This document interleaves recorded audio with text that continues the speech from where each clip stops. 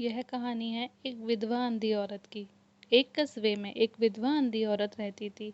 उसका एक बेटा था जिसके पालन पोषण की सारी जिम्मेदारी उसके कंधों पर थी। वह अपने बेटे को पढ़ा लिखा कर एक बहुत बड़ा आदमी बनाना चाहती थी। इसलिए उसने उसका दाखिला कस्बे के सबसे अच्छे स्कूल में किया। वह दिन रात मेहनत करती ताकि बेटे की स्कूल की फीस दे सके। लड़के के स्कूल के बच्चे उसकी माँ के बारे में जानते थे। वे सब उसे अंधी का बेटा कहकर चिढ़ाते थे। लड़का इससे बहुत परेशान था। उसे अपनी माँ पर शर्म आने लगी थी। वह उसके साथ कहीं भी आने जाने से कतराने लगा था। जब लड़का बड़ा हुआ तो उसकी शहर में अच्छी नौकरी लग गई। उसने अपनी माँ से वादा किया कि शहर में मकान लेकर वह उसे लेने आएगा, लेकिन वह शहर गया तो फिर लौटकर वापस नहीं आया। उसकी अंधी माँ उसका इंतज़ार करती रह गई। कई महीने बीत गए, लड़के की कोई खबर नहीं आई।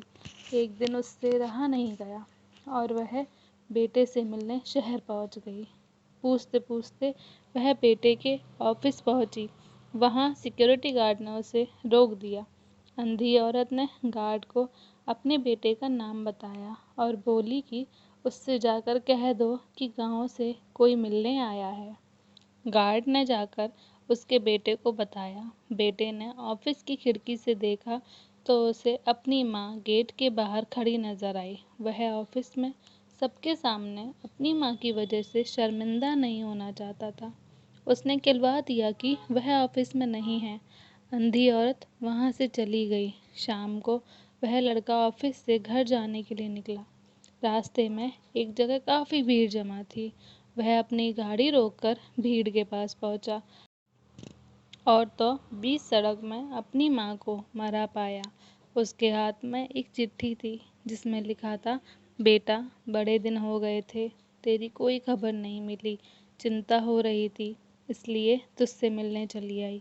तू तो अब बड़ा आदमी बन गया है। तुझसे मिलना अब शायद मुझ गरीब की किस्मत में नहीं, लेकिन मैं बहुत खुश हूँ तेरे लिए।